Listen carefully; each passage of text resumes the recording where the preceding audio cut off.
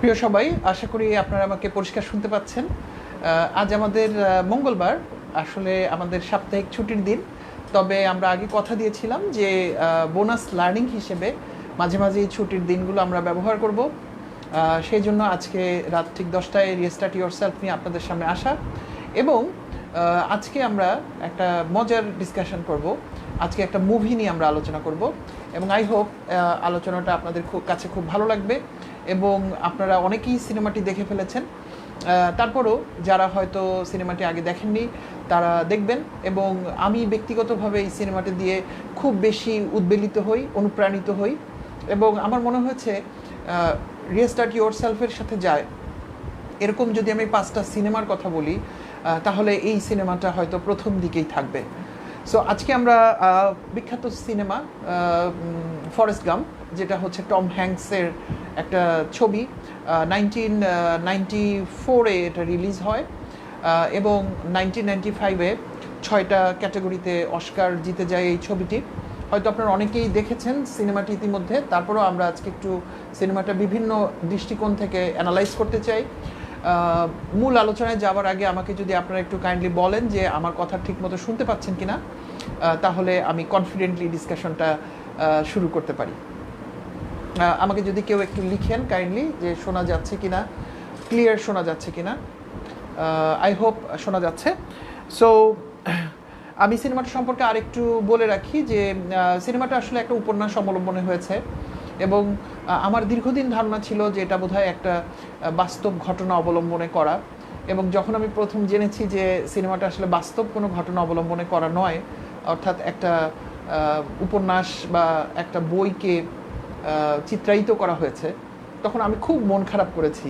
আমার কাছে কেন যেন মনে হচ্ছিল যে এই যে মূল ক্যারেক্টার যার নাম ফরেস্ট গাম্প, সেরকম একটা মানুষ কেন যেন মনে হয় পৃথিবীতে মনে হয় বেঁচে আছেন, বা ওইরকম একটা মানুষ আমাদেরকে অনুপ্রাণিত করে চলেছেন।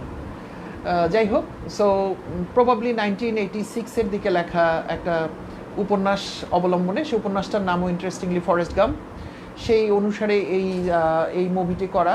So sound is okay, fine, thank you.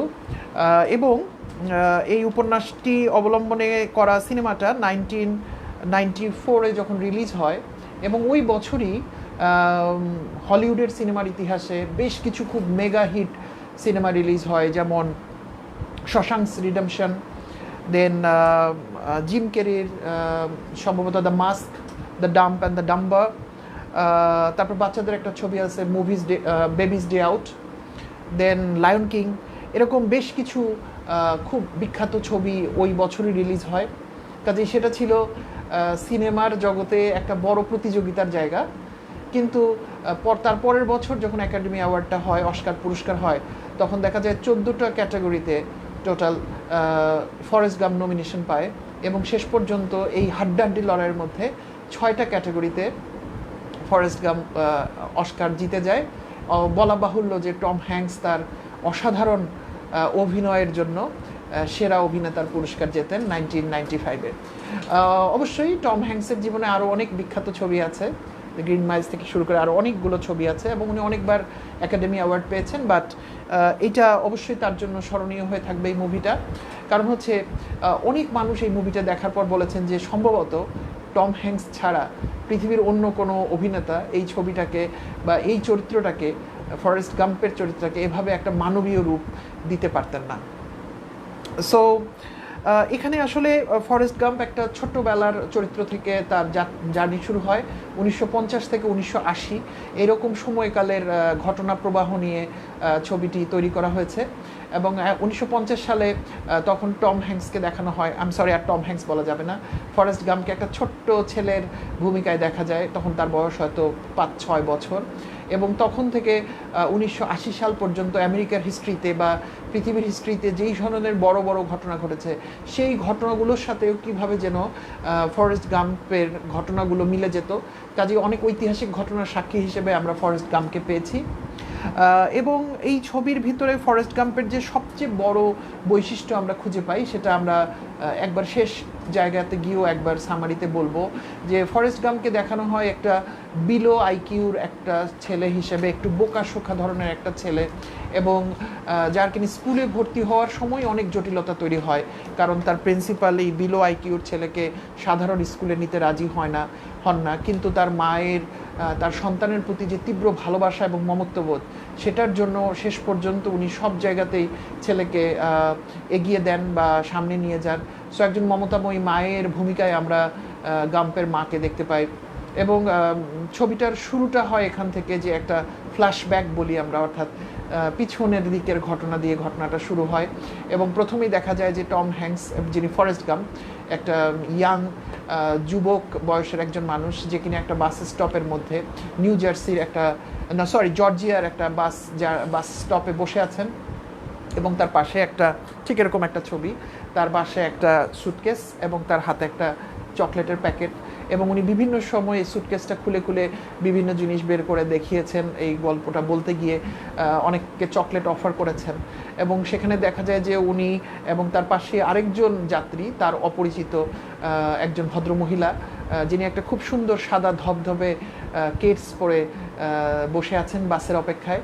তখন ফরেস্ট গাম্প তাকে উদ্দেশ্য করে বলে যে তোমার জুতো জোড়া খুব সুন্দর, এবং খুব ছোটোবেলায় আমি আসলে একটা ভিন্ন রকমের জুতো পরেছি, আজকে তোমার জুতো দেখার পর আমার সেই সময়ের জুতোর কথা মনে পড়লো। এটা বলার সাথে সাথেই ফ্ল্যাশব্যাকটা শুরু হয়, এবং 1950-এর দশকে যখন ফরেস্ট গাম্প খুব ছোট, তার মা তাকে ডাক্তারের চেম্বারে নিয়ে গেছেন, এবং ডক্টর তাকে একটা বিশেষ ধরনের ধাতব জুতা পরিয়ে দিয়েছেন, যেটার হাঁটু পর্যন্ত ব্রেস বাঁধা, কারণ তার হাড়হাড্ডিতে কিছু সমস্যা ছিল, সেটা ঠিক করার জন্য তাকে এই জুতো জোড়া পরিয়ে দেওয়া হয়েছিল। এবং ফরেস্ট গাম্প খুব কষ্ট করে হাঁটছিল, ছোট্ট ফরেস্ট গাম্প, কারণ এই ধরনের একটা ধাতব জিনিস পায়নি, আসলে হাঁটাটা একটু মুশকিল। তো তার মা ছিল সিঙ্গেল মাদার, কিন্তু উনি এই ফরেস্ট গাম্পের জন্মগত যে সমস্যা, তার পায়ের সমস্যা, তার আইকিউ খুব কম, অর্থাৎ সে খুব একটু বোকাশোকা ধরনের সাধারণ একটা ছেলে, কিন্তু তাকে নিয়ে এসে কখনোই তার মা কখনো নেগেটিভ চিন্তা করেননি, বরঞ্চ তাকে সবসময় পজিটিভ কথা বলতেন, তাকে উৎসাহিত করতেন। এবং ফরেস্ট গাম্প যখন ওই ধাতব বুট পরে তার মায়ের সাথে আসছিলেন, তখন রাস্তার একটা জায়গায় লোহার সাথে তার জুতাটা আটকে যায়, ফুটপাথের একটা জায়গায়।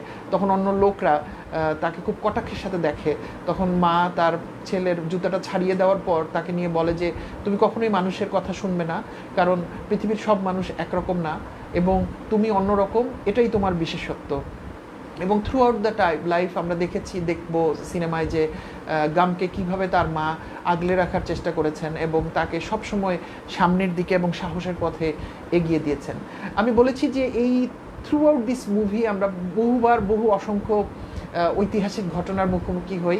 এখানেও আমরা দেখতে পাই যে ফরেস্ট গাম্পের মা একজন সিঙ্গেল মাদার, এবং তাদের একটা পারিবারিক বাড়ি আছে একদম আউটস্কার্টে, আলাবামার একদম একটা গ্রামের দিকে একটা জায়গায়, কান্ট্রি সাইডে একটা বাড়ি, এবং তারা খুব দরিদ্র পরিবার ছিল, এজন্য তারা বাড়িটাকে লজ হিসেবে বা গেস্ট হাউস হিসেবে ব্যবহার করতেন। একই কারণে তাদের বাসায় প্রচুর মানুষ আসতেন, এবং তারা কয়েকদিন থেকে চলে যেতেন, বেড়াতে আসা বা অন্যান্য প্রয়োজনে আসা মানুষরা, এবং ফরেস্ট গাম্প সেটা এনজয় করতেন, বিভিন্ন রকম মানুষ। তো এরকম একদিন এলভিস প্রেসলিকে দেখা যায় সিনেমার মধ্যে, তখনও প্রেসলি এত বিখ্যাত হয়ে ওঠেন নাই, কোনো একটা কারণে এই লজে এসে তারা একদিন দুদিন ছিলেন, এবং এলভিস প্রেসলি যখন বাজনা বাজাচ্ছিলেন গিটার, তখন ছোট্ট গাম তার পায়ে ব্রেস বাঁধা, সে খুব অদ্ভুত ভঙ্গিতে নাচার চেষ্টা করছিল একটা ঝাড়ু সাথে নিয়ে, এবং প্রেসলি খুব মনোযোগ দিয়ে তার এই যে অঙ্গভঙ্গিটা খেয়াল করছিল, কিন্তু সাধারণ বাচ্চার মতো যেহেতু সে নাচতে পারছিল না। এবং তার মা যখন আরও কিছুদিন পর, আর 2-1 বছর পর প্রেসলি যখন বিখ্যাত হয়ে যায়, তখন প্রেসলির একটা টিভিতে একটা শো তার মা এবং তারা দুজন মিলে কোনো একদিন হঠাৎ করে দেখে, এবং সেখানে দেখে যে প্রেসলি তার গানের মধ্যে সেই অঙ্গভঙ্গিটাই করছে, যেটা উনি তারও 2 বছর আগে এই যে ছোট্ট গাম্পের কাছ থেকে দেখেছিলেন। এভাবে একটার পর একটা ঘটনা শুরু হয়ে যায়, এবং একসময় তাকে তার মা খুব কষ্ট করে প্রিন্সিপালকে কনভিন্স করে সাধারণ স্কুলে ভর্তি করান, যেহেতু তার আইকিউ বিলো অ্যাভারেজ ছিল, তার জন্য অনেক কঠিন ছিল। এবং পায়ে ব্রেস বাঁধা একটা বোকাশোকা একটা ছেলে, একটা তাদের বাসার সামনের একটা জায়গা যেখানে বাস এসে থামতো, আমি কিন্তু যে বাস স্টপের কথা বলছি সেটা জর্জিয়া, এবং সেখান থেকে আমি অন্তত 20-25-30 বছর আগের কথা বলছি। তার গ্রামের বাড়ির বাস স্টপ সাধারণ রাস্তার পাশে, সেখানে স্কুল বাস আসছে, এবং তার মা একটা জায়গায় দাঁড়িয়ে তাকে বাসে উঠিয়ে দিচ্ছেন, এবং তার ব্রেস বাঁধা পায়ে পায়ে, সে খটমট করে হাঁটছে, বোকাশোকা একটা ছেলে, স্কুল বাসে কেউ তাকে জায়গা দিচ্ছে না, কিন্তু একটা ছোট্ট মেয়ে তারই সমান যার নাম জেনি, সে সরে গিয়ে তাকে বসার জায়গা দেয় এবং সে প্রথম দেখে যে তার মায়ের পরে এটাই পৃথিবীর প্রথম কোনো মানুষ যে তার প্রতি সহানুভবতা বা সহানুভাব দেখাচ্ছে। এবং সেদিন থেকে তারা দুজন অনেক ভালো বন্ধু হয়ে যায়।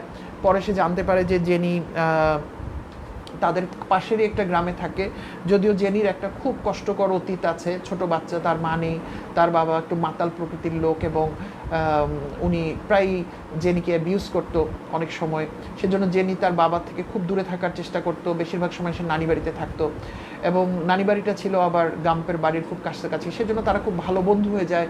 তারা অবসরকে শেয়ার করতো, গল্প করতো, নিজেদের কথা বলতো, এরকম করতে করতে তারা একসময় খুব ভালো বন্ধু হয়ে যায়। কিন্তু সবাই গাম্পের জীবনে জেনির মতো এত সহানুভব ছিল না, মহান সহানুভূতি দেখাতেন না এবং তাদের স্কুলেরই অনেকগুলো ছেলে তাকে সবসময় উত্ত্যক্ত করতো। একদিনই তারা জেনি এবং তার বন্ধু গাম যখন রাস্তা দিয়ে হেঁটে যাচ্ছিল গ্রামের রাস্তায়, তখন এই দুষ্টু ছেলেরা তাদেরকে পাথর ছুটতে থাকে এবং তখন জেনি ফরেস্টকে বাঁচানোর জন্য বলে যে গাম রান ফরেস্ট রান। এটা এই ছবির একটা খুব বিখ্যাত ডায়ালগ এবং পরবর্তীতেও আমরা অনেকবার অনেক জায়গায় এই কথাটা বলেছি। যখনই কাউকে আমরা দেখতাম একটা দৌড়ের ওপর আছে, তখন আমরা বলবো রান ফরেস্ট রান। তো জেনি তাকে এটা বলতো, ফরেস্ট তুমি দৌড়াও, মানে বাঁচার জন্য তুমি দৌড়াও। এবং তখন গাম তার জীবন ছেড়ে দৌড়াতো, কারণ ছেলেগুলো তাকে উত্ত্যক্ত করবে, পাথর দিয়ে মারবে, ভয় দেখাবে, এই ভয়, মানে বুলিংয়ের শিকার ছিল। সো গাম তখন দৌড়াতে শুরু করে, ছোট্ট গাম, এবং একটা সময় তার পায়ের ব্রেস্টেসগুলো ভেঙে যায়, কিন্তু সে কোনো দিকে তার ফোকাস থাকে না, সে দৌড়াতে থাকে এবং দৌড়াতে দৌড়াতে দৌড়াতে এই ছেলেগুলো সাইকেল নিয়েও তার সাথে আর এক সময় পেরে ওঠে না। এরকমভাবেই চলতে থাকে এবং একসময় দেখা যায় যে তারা কিছুটা বড় হয়ে গেছে, তারা স্কুল পাশ করে যাচ্ছে এরকম একটা বয়সে। আবার ওই ছেলেগুলো তাদেরকে উত্ত্যক্ত করতে থাকে, সেই ছেলেগুলো বড় হয়ে গেছে, তারা একটা গাড়ি নিয়ে এসছে, তাকে পিছনে তাড়া করছে এবং জেনি তাকে আবার বলে রান ফরেস্ট রান। এবার ফরেস্ট দৌড়াতে দৌড়াতে দৌড়াতে একটা ফুটবল মাঠের মধ্যে ঢুকে যায়, রাগবি মাঠের মধ্যে ঢুকে যায় এবং মাঠের মধ্যে খেলা চলছিল, কিন্তু তার কোনো দিকে খেয়াল নাই। সে দৌড়াতে দৌড়াতে মাঠের মাঝ দিয়ে যে প্লেয়ারটা বল নিয়ে দৌড়াচ্ছিল তাকেও ক্রস করে সে চলে যায়, মাঠের অন্য প্রান্ত দিয়ে বের হয়ে চলে যায়। তখন ওখানকার উপস্থিত কোচ, ম্যানেজার সবাই দাঁড়িয়ে দেখে যে আসলেই ছেলেটাকে। তারা পরবর্তীতে ফরেস্ট গাম্পের সাথে যোগাযোগ করে এবং তাকে বলে যে তুমি আমাদের এখানে ফুটবল খেলবা কিনা, কারণ তুমি খুব ভালো দৌড়াতে পারো। ফরেস্ট গাম অ্যাকচুয়ালি ফুটবল বুঝতেন না, উনি শুধু দৌড়ানোটা বুঝতেন, কারণ ওনাকে জেনি বলেছিল রান ফরেস্ট রান। তো তারপর থেকে উনি মাঠে খুব জনপ্রিয় একটা খেলোয়াড় হয়ে যান এবং ওনাকে শুধু যে কোনো প্লেয়ার বল দিয়ে খালি বলতো রান ফরেস্ট রান। এবং সে অনেক সময় দৌড়াতে দৌড়াতে গ্যালারিতে উঠে গেছে, দৌড়াতে দৌড়াতে মাঠ থেকে বের হয়ে গেছে এবং একের পর এক তার দল জিততে শুরু করেছে। এবং তার এই ভালো ফুটবল খেলার জন্য তাকে ইউনিভার্সিটি অফ অ্যালাবামাতে তাকে ভর্তি করে নেয় বিশেষ কোটায়। এবং এই ফুটবল খেলতে খেলতে একসময় সে অল আমেরিকা রাগবি ফুটবল টিমের মধ্যে উনি ঢুকে যান এবং সেখানে উনি ভালো করার পরে তাকে একবার জন এফ কেনেডির সঙ্গে তার দেখা হয়। এরপরে উনি যেদিন ইউনিভার্সিটি থেকে ডিগ্রি পেয়ে যান সেদিন অ্যাকচুয়ালি উনি ওনার মায়ের সাথে হেঁটে বেড়াচ্ছিলেন ক্যাম্পাসে, তখন একজন আর্মি অফিসারের সাথে তার দেখা হয় এবং আর্মি অফিসার তাকে অ্যাকচুয়ালি আসছিলেন তারা রিক্রুটমেন্ট করতে, তারা একটা ব্রোশিউর তাকে দেন যে তুমি আর্মিতে জয়েন করতে পারো। যে কোনো কারণে তার মনে হয় যে আর্মিতে জয়েন করা যেতে পারে এবং উনি আর্মিতে জয়েন করে ফেলেন। এবং আর্মিতে যেদিন প্রথম উনি বাসে ওঠেন, একইভাবে ওই ছোটোবেলার মতো কেউ তাকে জায়গা দিতে চায় না, কিন্তু একটা ছেলে, আমি নিগ্রোই বলবো, যদিও আমেরিকায় এই বর্ণবাদ নিয়ে অনেক হচ্ছে, কিন্তু এটা না বললে আসলে আমরা ঘটনাটা বুঝতে পারবো না, এই জন্য সো বুবা নামের একজন তাকে জায়গা করে দেয় এবং সেদিন থেকে তারা ভালো বন্ধু হয়ে যায়। সত্যি কথা বলতে গাম্পের জীবনের দ্বিতীয় কোনো বড় বন্ধু হচ্ছে বুবা। এবং বুবার মাথায় একটাই জিনিস ছিল যে বুবা মনে করতো বা জানতো যে তার ফ্যামিলি চিংড়ির ব্যবসা করতো বা চিংড়ি চাষ করতো, তার মা সবাই খুব ভালো চিংড়ি রাখতো এবং বুবার অবসেশন ছিল চিংড়ি। এবং বুবা সবসময় গামকে বলতো যে আমি যদি কোনোদিন আর্মি থেকে বের হয়ে আসি, আমার যদি কিছু টাকা হয় তাহলে আমি একটা চিংড়ির ব্যবসা করব। এটা গামকে সবসময় সে বলতো। এক সময় তার আর্মিতে কমিশন হয়ে যায় এবং কমিশন থাকা অবস্থায় সে জানতে পারে যে জেনি কলেজ পাশ করার পর গানের দলের সাথে যোগ দিয়েছে, সে কিছু নাইট ক্লাবে যাতায়াত করে এবং তার কিছু বাজে ছবিও পত্রিকায় প্রকাশিত হয়। সো একবার সে ছুটি নিয়ে জেনির সাথে দেখা করতে যায়, সে জেনিকে নিষেধ করে যে তুমি এই রকমের রাস্তায় যেও না। কিন্তু অনেক দিন ধরে অ্যাকচুয়ালি জেনির মধ্যে যে তার বাবার যে অত্যাচার এবং তার মানুষের প্রতি যে এক ধরনের ঘৃণা, সেখান থেকে জেনি আসলে একটা উশৃঙ্খল জীবন বেছে নিতে চায়। সো তাদের কথায় কোনো মিল হয় না। তো বিদায়ের বেলায় সে বলে যে শোনো, আমি আর্মিতে কমিশন হয়ে গেছি, এবং প্রবাবলি আমি ভিয়েতনাম চলে যাব, ভিয়েতনাম ওয়ারে আমাকে যোগ দিতে হবে। তখন জেনি কিছুক্ষণের জন্য থেমে তাকে বলে যে তুমি আমাকে একটা কথা দাও, সেটা হচ্ছে যদি তুমি কখনো বিপদে পড়ো তুমি মানুষকে সাহায্য করতে যাবা না, তুমি কিন্তু পালাবা। এটা তাকে শিখিয়ে দেয় জেনি। এবং ফরেস্ট গাম্প সেটা মেনেই তারা ভিয়েতনামের উদ্দেশ্যে রওনা দেয়। সৌভাগ্যক্রমে বুবাও তার সাথে জয়েন করে ভিয়েতনামে দিয়ে তাদের লেফটেন্যান্ট ড্যানের সাথে দেখা হয়, যার আন্ডারে তারা যুদ্ধ করবেন। সো লেফটেন্যান্ট ড্যান পরবর্তীতে একটা খুব গুরুত্বপূর্ণ চরিত্র হয়ে যায় সিনেমায়। এবং বুবা যথারীতি তাকে সারাদিন সবসময় তাদের আর্মি ক্যাম্পে, তাদের যুদ্ধের মধ্যে, অ্যাকচুয়ালি যুদ্ধ না, তারা যখন ক্যাম্পিং করতো, তারা যখন মার্চ করতো, সেই সব জায়গাতে তাকে চিংড়ির কথা বলতো। সো তাদের সময় বেশ ভালোই যাচ্ছিল। এরকম একদিন একটা খুব বৃষ্টির রাতে হঠাৎ করে তারা তখন টহল দিচ্ছিলেন, রাত প্রচুর বৃষ্টি হচ্ছে, তখন হঠাৎ করে বুবা তাকে বলে যে গাব, আমি যদি কখনো চিংড়ির বিজনেস করি তুমি কি আমার পার্টনার হবা? আসলে আমি এই কথাটা কাউকে এতদিন বলে, কিন্তু তোমাকে আমার খুব ভালো লাগছে, আমার মনে হচ্ছে তুমি আমার একজন পার্টনার হতে পারবা। এবং গাম যে কোনো কারণে বুবাকে খুশি করার জন্য বা যে কোনো কারণে হ্যাঁ আমি তোমার পার্টনার হব। এবং তার পরের দিনই হঠাৎ করে তারা অ্যাম্বুশের মধ্যে পড়ে, অর্থাৎ বিদেশি সৈন্যদের অ্যাটাকের মধ্যে পড়ে, এবং সেখানে খুব হেভি বোম্বিং হয়। এবং তখন জেনির কথাটা তার মনে হয়, জেনি বলে যে তুমি যদি বিপদে পড়ো তুমি কিন্তু পালাবা। তখন ফরেস্ট গাম্প তার রাইফেলটা নিয়ে পালাতে থাকে, এবং পালাতে পালাতে পালাতে সে যেহেতু খুব ভালো দৌড়াতো, একসময় সে খেয়াল করে যে সবাইকে সে পিছনে ফেলে সে অনেক দূর নিরাপদ জায়গায় চলে আসছে। কিন্তু তখন তার বুবার কথা মনে হয় যে বুবা এত ভালো একটা বন্ধু আমার, তাকে কি করে আমি পিছনে ফেলে চলে যাচ্ছি। তখন সে আবার ফিরে জঙ্গলের মধ্যে ঢুকে যায়, কিন্তু বুবাকে সে খুঁজে পায় না। প্রতিবার সে ঢুকে একটা আহত সোলজারকে দেখতে পায়, তার আমেরিকান সোলজার, যে তাকে বলে গাম্প আমাকে বাঁচাও। তখন সে ঘাড়ে করে তাকে নিয়ে বের হয়, আবার একটা নিরাপদ জায়গায় রেখে আবার যায়, এরকমভাবে সে অসংখ্য সোলজারকে বাঁচায় নিয়ে আসে। একসময় তাদের যে লেফটেন্যান্ট ড্যানের সাথে দেখা হয়, ততক্ষণে লেফটেন্যান্ট ড্যানের 2 পায়ে গুলি লেগেছে, পা ঝাঁঝরা হয়ে গেছে। সো ড্যান তাকে বলে যে দেখো তুমি আমাকে উঠাতে যাবে না, আমার আগের পুরুষের অনেকেই আসলে এই ধরনের যুদ্ধে জীবন দিয়ে শহীদ হয়েছে, আমি শহীদ হতে চাই, তুমি এখান থেকে চলে যাও, ইটস মাই অর্ডার। কিন্তু সে বলে যে না, আমি তোমার অর্ডার এখন ফলো করবো না, আমি তোমাকে বাঁচাবো। তো সে তার লেফটেন্যান্ট ড্যানের অনিচ্ছাতেই সে ড্যানকে আবার লেফটেন্যান্টকে তুলে নিয়ে যায়, এবং তাকে নিরাপদ জায়গায় রেখে লাস্ট টাইম যখন সে বনের মধ্যে ঢুকে বোম্বিং হচ্ছে, তখন সে বুবাকে খুঁজে পায়। বুবাকে সে বাঁচানোর চেষ্টা করে, কিন্তু ততক্ষণে বুবার পেটে একটা খুব মারাত্মক রকম সেল লেগে গেছিলো। সো বুবা মারা যেতে যেতে তাকে বলে যে আমার চিংড়ির বিজনেসটা তো হলো না। তখন তাকে গাম বলে যে মনে মনে বলে যে না, আমি বন্ধু তোমার চিংড়ির বিজনেসটা করবো। এরপর উনি আহত হন, যেহেতু এর মধ্যে ওনারও একটা হিপে গুলি লাগে, এবং ওনাকেও যুদ্ধক্ষেত্র থেকে সরিয়ে আনা হয়। উনি একটা হসপিটালে চলে আসেন, সেখানে এসে লেফটেন্যান্ট ড্যানের সঙ্গে তার আবার দেখা হয়। লেফটেন্যান্ট ড্যানের 2টো পা কেটে ফেলা হয়েছে। জীবন সম্পর্কে তীব্র বিতৃষ্ণা লেফটেন্যান্ট ড্যানের, কারণ আর্মি অফিসার হিসেবে উনি সবসময় লাইফকে এনজয় করতেন, উনি সবসময় অ্যাডভেঞ্চার পছন্দ করতেন, উনি সম্মুখ সমরে থাকতে চাইতেন। সেরকম একজন লেফটেন্যান্ট এত ইয়াং বয়সে 2টো পা ছাড়া, উনি মনে করছেন জীবনটা অভিশাপের মতো তার কাছে, এবং সে এই জীবনটার জন্য সে ফরেস্ট গাম্পকে খুব দোষী করে। সে বলে যে তোমাকে বলেছিলাম তুমি আমাকে বাঁচাবে না, তুমি কেন আমাকে বাঁচালা, এখন বাকিটা জীবন আমাকে এরকম একটা কঠিন সময়ের মধ্য দিয়ে যেতে হবে।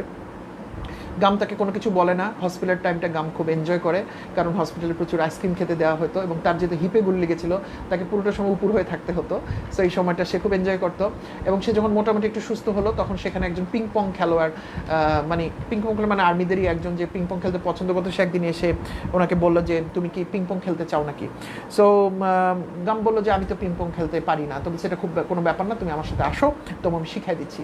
সো খেলাটা শুরু করার সময় তাকে বলা হয় যে দেখো তুমি শুধু বলের উপরে চোখ রাখবা, এটাই তোমার কাজ, এতটুকু যদি তুমি পারো বাকিটা তুমি পেরে যাবা। সো সে ওই একটা ইনস্ট্রাকশন ফলো করে, এবং বলের উপর চোখ এই জায়গাতেই সে ফোকাস করে রাখে, এবং সে সারা দিন রাত পিংপং খেলতে থাকে, কারণ পিংপং খেলার তার ভালো লেগে যায়। এবং খেলতে খেলতে খেলতে খেলতে সে এক সময় আর্মিতে সে পিংপং ইউনিটে চলে যায়, এবং অল আমেরিকা পিংপং টিমের সে মেম্বার হয়ে চায়নায় চলে যায়, এবং সেখান থেকে সে খুব ভালো পুরস্কার পায়।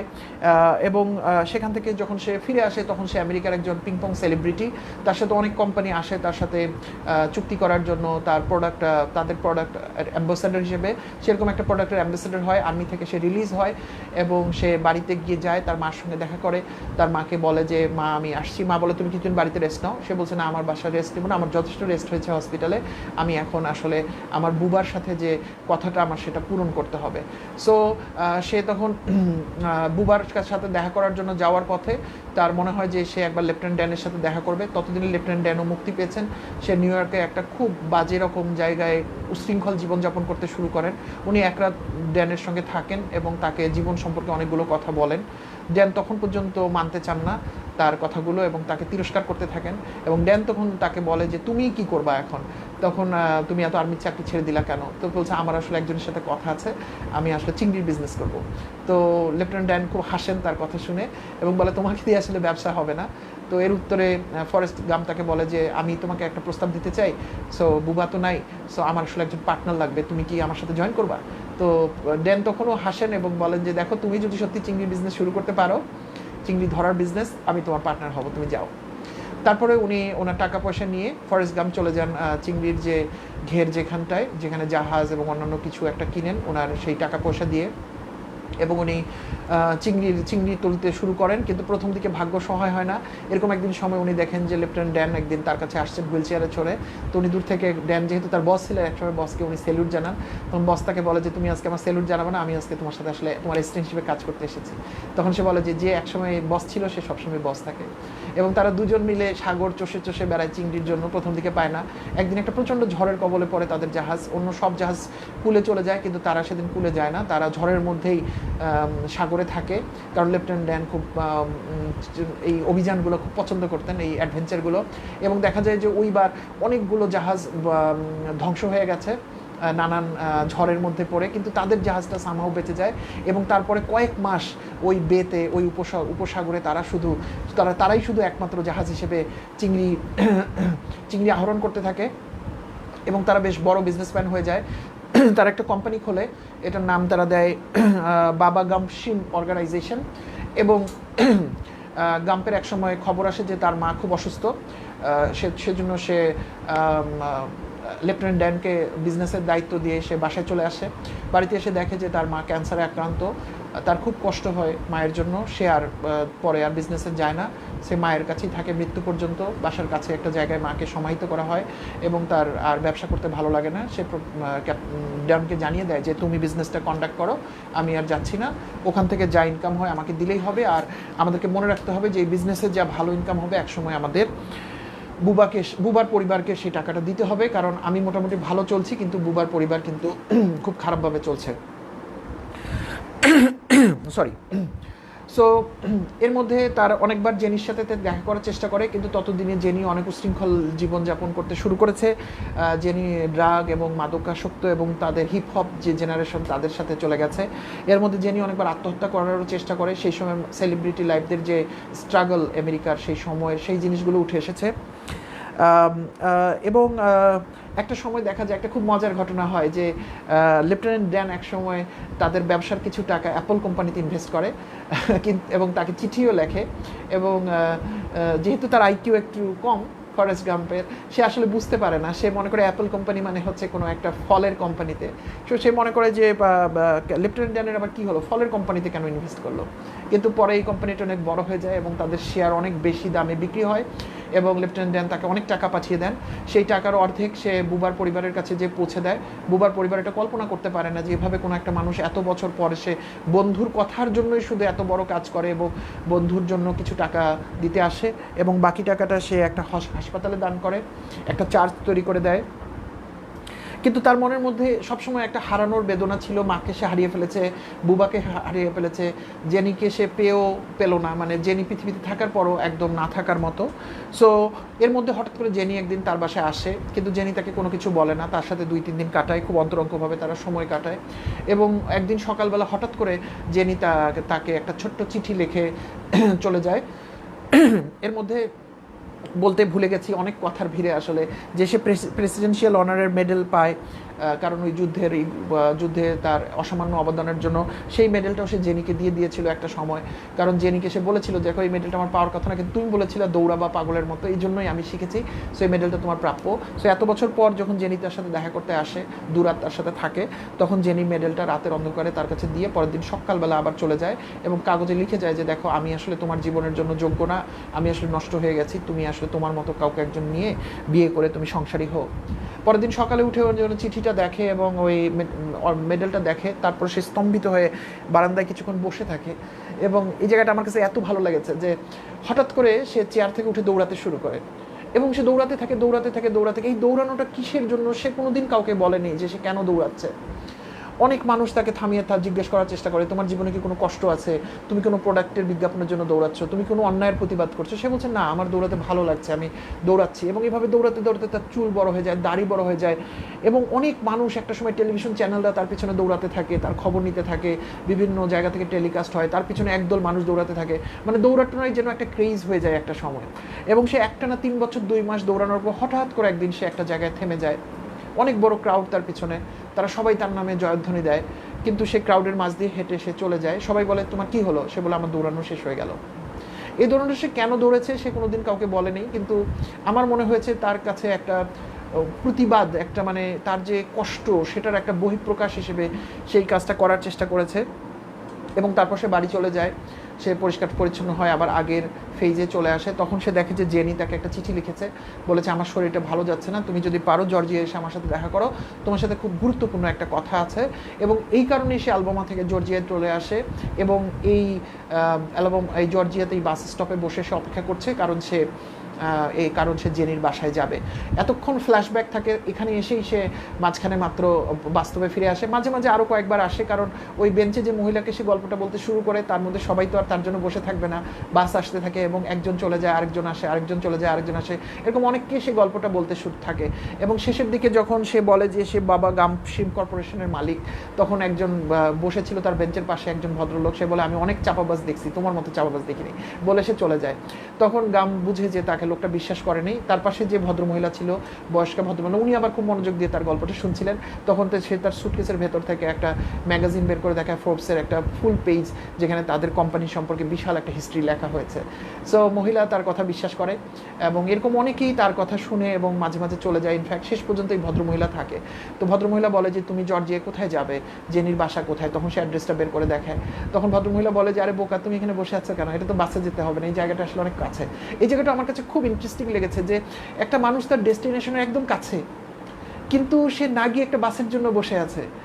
এবং এই বসে থাকাটা আমাদের সবার জন্য কত লাভ হয়েছে, কারণ এই পুরো সময় জুড়ে আমরা আসলে ফরেস্ট গামকে আবিষ্কার করেছি।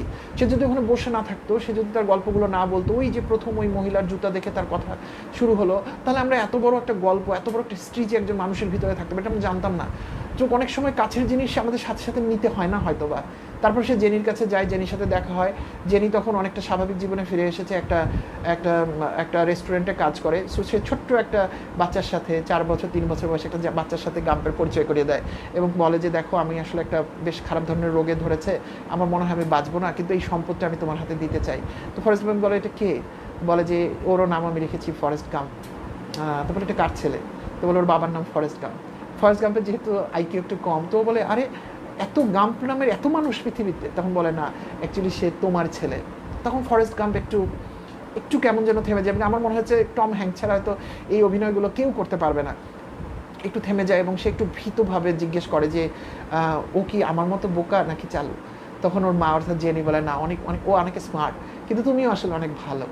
এবং তখন তারা বাবা ছেলে একসাথে অনেকক্ষণ সময় কাটায় ছেলের পাশে। এই দৃশ্যটা অসাধারণ একটা দৃশ্য, সময় কাটায়। এবং একটা সময় সে জেনিকে বলে যে দেখো জেনি, আসলে তোমাকে আমি অনেকদিন একটা কথা বলার চেষ্টা করেছি, আমি তোমাকে আসলে অনেক ভালোবাসি, চলো আমরা বিয়ে করে ফেলি। তো জেনি বলে দেখো আমি তো বেশি দিন বাঁচবো না, তাতে কী হয়েছে, চলো বিয়ে করি।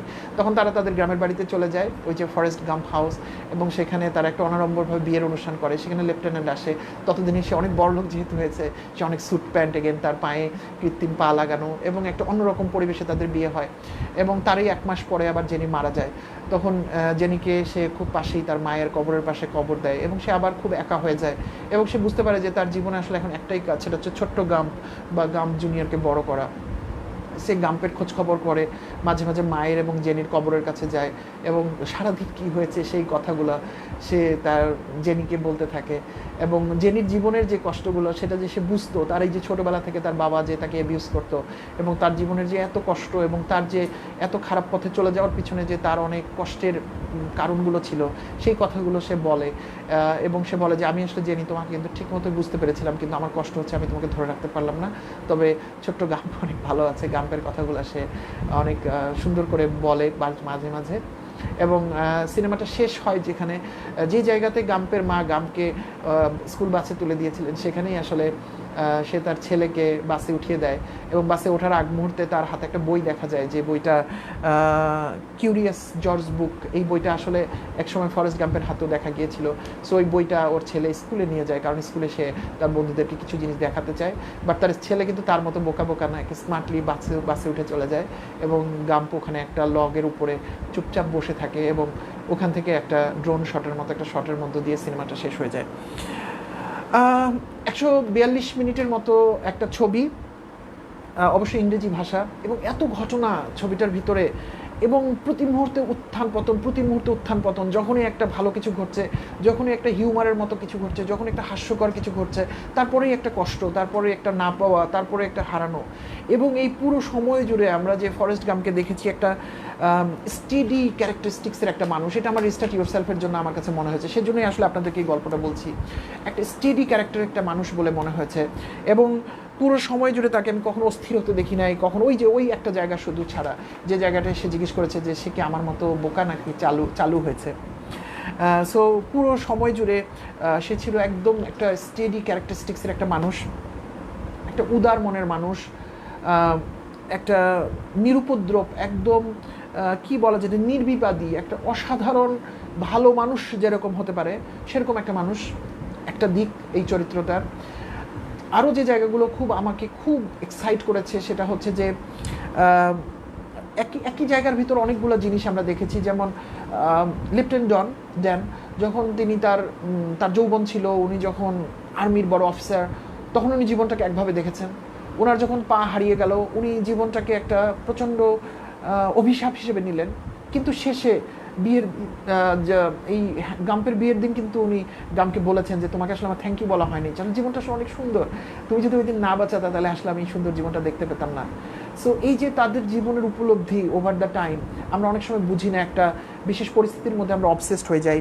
আমরা জেনির চরিত্রটাকে দেখেছি যে কিভাবে একটা ছোট বয়সী একটা মেয়ে এত উদার মনের থাকা সত্ত্বেও পারিবারিক সামাজিক অবহেলা, খারাপ কাজগুলো, খারাপ ঘটনাগুলো কিভাবে একটা মানুষের লাইফ লং ডিপ্রেশনের মতো নিয়ে যেতে পারে যদি সে রাইট উপায়ে নিজেকে পরিশুদ্ধ না করে, এবং কিভাবে মানুষের তার আশপাশে আবার রং লোকের সংস্পর্শে চলে আসে, কিভাবে জীবনের আহ্বানগুলো তাকে আস্তে আস্তে ভালো জীবন থেকে দূরে টেনে নিয়ে যায়। আমরা মাকে দেখেছি যিনি কখনোই, একজন সিঙ্গেল মা হওয়া সত্ত্বেও কখনোই পরাজয় স্বীকার করতে চাননি। মৃত্যুর আগ দিন পর্যন্ত উনি ফরেস্ট গামকে আদর্শের কথা বলেছেন, নীতির কথা বলেছেন, নিজেকে ডিফারেন্ট করার কথা বলেছেন, ভালো হওয়ার কথা বলেছেন, অন্যের উপকার করার কথা বলেছেন। মানে এরকম যে একটা মা, যে আমরা যে প্যারেন্টিংয়ের কথা বলি, আই থিঙ্ক এরকম একটা মাকে দেখলেই যথেষ্ট।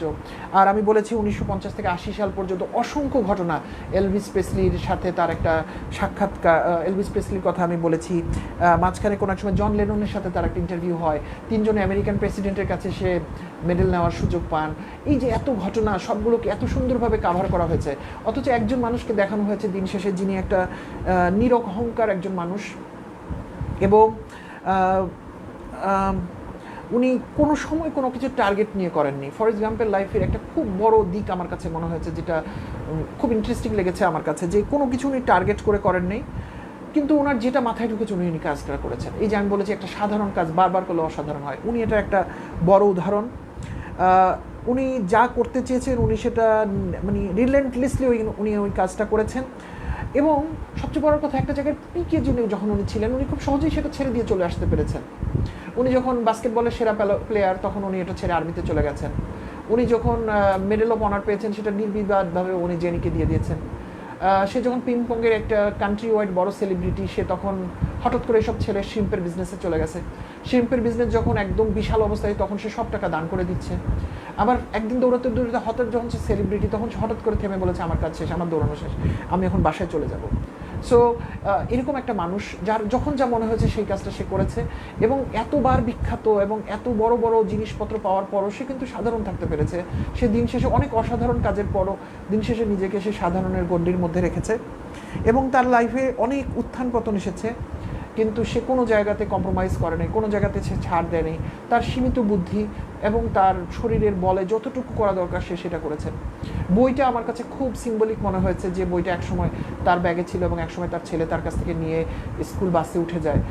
আমার কাছে মনে হয়েছে যে এভাবেই হয়তো পরম্পরায় জিনিসগুলো চলে যাচ্ছে। আমরা আমাদের বাবা মার কাছে কিছু শিখেছি, আমরা আমাদের ছেলেমেয়েদেরকে হয়তো কিছু দিয়ে যাব, কিন্তু ফরেস্ট গাম্প আমাদেরকে বারবার স্মরণ করায় যে আমরা কি ভালো জিনিসগুলো দিতে পারছি, আমরা কি আমাদের বাবা মার কাছ থেকে নেওয়া কোনো ভালো কিছু কি আমাদের ছেলেমেয়ের হাতে হস্তান্তর করতে পারলাম।